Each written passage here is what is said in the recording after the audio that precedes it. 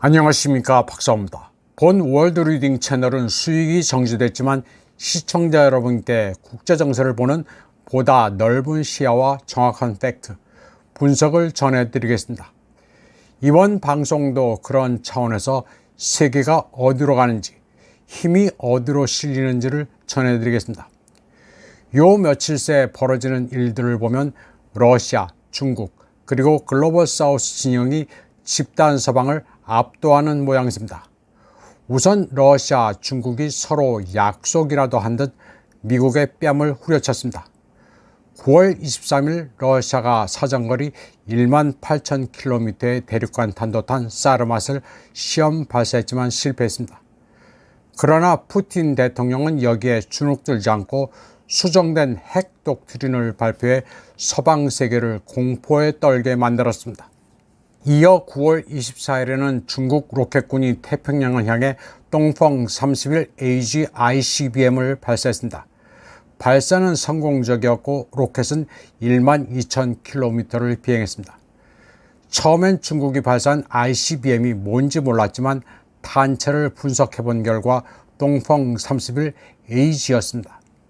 사우스 차이나 모닝 포스트는 중국이 44년 만에 처음으로 대외적으로 ICBM을 과시했고 사정거리는 미 본토에 도달한다고 보도했습니다. 중국 군사평론가 송종핑은 ICBM 발사 결과 탄도가 완벽했으며 기술이 성숙했다고 설명했습니다. 그리고 그 강력한 실전 능력은 모 국가의 핵 위협을 능히 저지할 수 있다고 말했습니다. 동펑 41은 이미 고비 사막에서 실험했고 동펑 31은 이번에 날려봤으니 이제 동펑 51이 등장할 차례라고도 합니다. 동펑 51은 관성유도 방식으로 베이더우로 제어됩니다. 사정거리는 15,000km로 최대 30개의 핵탄두를 탑재합니다. 사정거리가 워낙 길어 극지를 넘어서 미국을 타격할 수도 있습니다. 동펑 31 AG 미사일 발사에 대한 미 펜타곤의 반응은 의외였습니다. 펜타곤 대변인 사브리나 싱은 중국으로부터 사전에 발사 통지를 받았다면서 이는 좋은 일이라고 말했습니다. 미국은 중국이 어디서 미사일을 발사하는지도 몰랐습니다. 하이난섬 원창에서 발사한 건데 중국 내륙에서 발사한 것으로 잘못 알았습니다. 미 공군은 RC-135S 정찰기를 파견해 정보 수집에 나섰지만 주소를 완전히 잘못 짚었습니다. 오른쪽 항적에서 보듯 미 공군 정찰기는 엉뚱한 데서 헤매고 돌아다녔습니다. 러시아와 중국의 아주 강한 핵 카드는 바로 그 효과가 나타났습니다. 젤렌스키는 소위 승리 계획을 세일즈하러 미국을 방문했지만 완전 실패했습니다. 바이든은 끝내 장거리 미사일로 러시아를 공격하는 것을 허가하지 않았습니다. 그저 80억 달러 원조 약속에 그쳤습니다. 바이든은 키예프의 사정거리 130km의 제이소우 유도 활강 폭탄도 지원했지만 러시아 영토 내 사용은 불허했습니다. 푸틴 대통령이 수정된 핵 독트린을 발표한 데다 러시아 매체가 핵 미사일로 런던을 초토화시키는 영상을 발표하자 워싱턴은 잔뜩 겁에 질렸습니다. 트럼프 전 대통령은 뉴욕 트럼프 타워에서 젤렌스키를 만나긴 했습니다. 자꾸 자신을 비방하니 안 만나려다 만나줬습니다. 트럼프는 젤렌스키가 평화 협상을 거부한다면서 우크라이나는 이미 소고돼 재건이 불가능하다고 말했습니다. 그런데도 미국은 협상을 거부하는 젤렌스키에게 수십억 달러씩을 퍼주고 있다고 비판했습니다.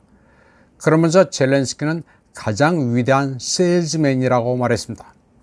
젤렌스키가 펜실베이니아의 탄약 공장을 방문한 것도 역풍을 불러일으켰습니다. 펜실베이니아는 경합주인데 우크라이나계 주민이 많이 사는 곳입니다. 펜실베이니아 스크랜턴 탄약 공장 방문은 카말라 해리스 측이 주선했고 여기에는 옥사나 마르카로바 주미 우크라이나 대사도 참석했습니다. 주미 우크라이나 대사관 측은 민주당 캠페인을 지원합니다. 그러자 미 하원의장 마이크 존슨은 젤렌스키에게 옥사나 마르카로바가 선거에 개입했다면서 해임할 것을 요구했습니다. 미국 뉴욕에서는 중국 외교부장 왕이와 미 국무장관 블링컨이 올해 4번째로 만났습니다. 왕이가 잉유의 후이젠, 블링컨의 요청에 따라 만나준 것입니다. 왕이는 기세에서 블링컨을 압도했습니다. 왕이는 미국이 중국을 두 얼굴로 대해서는 안 된다고 직설적으로 말했습니다. 한편으로 거리낌 없이 봉쇄 압박을 가하면서 다른 한편으로는 아무 일도 없던 것처럼 중국과 합작을 말하는데 그러지 말라고 했습니다.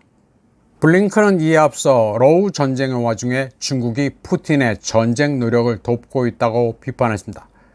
러시아가 중국의 지원을 받아 중국 내 드론 공장을 차려놓고 무기를 생산한다는 로이터 기사를 언급한 것입니다. 이는 로이터가 소식통이 전한 거라면서 아무런 증거도 없이 날조한 기사일 가능성이 높습니다. 이에 대해 주미 중국 대사 시에펑은 러시아 무기 핵심 부품의 80%는 미국산이라고 반박했습니다. 미국의 전자부품이 제3국을 통해 흘러들어가는 현실은 주지의 사실이니 중국을 물고 늘어지지 말라고 반박했습니다.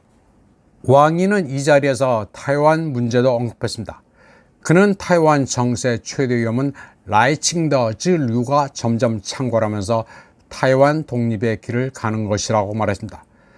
그러면서 미국은 타이완을 무장시키는 것을 중지하고 타이완 독립을 공개적으로 반대, 중국의 평화 통일을 지지해야 한다고 말했습니다. 여기서 왕이는 라이칭더 즈류라는 표현을 썼습니다. 라이칭더 같은 인간 부류라는 뜻인데 영어로는 그 뉘앙스가 전달되지 않습니다. 한편 타이완에서는 라이칭더 정부가 40만 민병을 훈련시켜 유사시에 대비하겠다고 밝혔습니다. 라이칭더 총통은 방위 인성위원회를 주재하고 사회 각층의 국민들을 훈련시켜 군사작전을 지원토록 지시했습니다.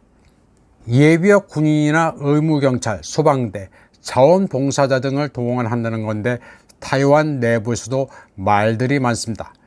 내 나라를 내가 지킨다는 구호는 그럴듯하지만 우크라이나처럼 장년층까지 대포밥으로 몰아넣으려 한다는 비판이 많습니다. 미국은 타이완도 우크라이나를 본받아 유사시에는 시가전을 해야 한다고 말하고 있습니다. 다음 순서입니다. 이제 유엔도 그 틀을 확 바꿔야 한다는 여론이 일고 있습니다. 세르게이 라브로프 러시아 외교부장은 특히 유엔 안보리는 아시아, 아프리카의 이익을 대표하는 국가들로 구성되어야 한다는 입장입니다. 얄타 체제인 현 유엔 안보리는 미국과 프랑스, 영국 등 집단 서방에 의해 과도하게 대표되고 있다는 것입니다. 유엔 안보리 확대 개편 방안에는 미국도 찬성하는데 워싱턴은 독일과 일본을 포함해야 한다는 입장입니다. 그러나 라브로프는 여기에 나토, EU국가 또는 그 동맹국은 필요치 않다고 말합니다. 어차피 미국의 가신국이라 그런 나라가 끼면 불의가 더욱 악화된다는 입장입니다. 모스크바는 인도와 브라질이 안보리 상임 이사국이 되는 것을 지원할 준비가 되어 있습니다. 인도는 중국이 당장 반대하겠지만 장기적으로 설득될 것으로 보고 있습니다. 라브로프는 아프리카의 열망도 충족시키겠다면서 어떻게든 아프리카도 유엔 안보리에서 대표돼야 한다는 입장입니다. 발다이 클럽 전문가이자 상트페테르부르크 국립대 교수인 스타니슬라프 뜨카첸코는 우크라이나 분쟁이 끝난 뒤 유엔 등 국제기구의 개편이 이루어질 것으로 예측했습니다. 전체 유엔과 IMF, 세계은행에서 세계 다수 국가가 과소 대표되는 문제가 제기될 것으로 봤습니다. 또 러시아는 서구와 달리 브릭스를 기반으로 미국과 동맹국의 참여 없이 유엔과 동일한 구조로 만드는 플랜 B도 가지고 있는 것으로 봤습니다. 이번 방송은 여기까지 하겠습니다. 시청해주신 여러분 감사합니다.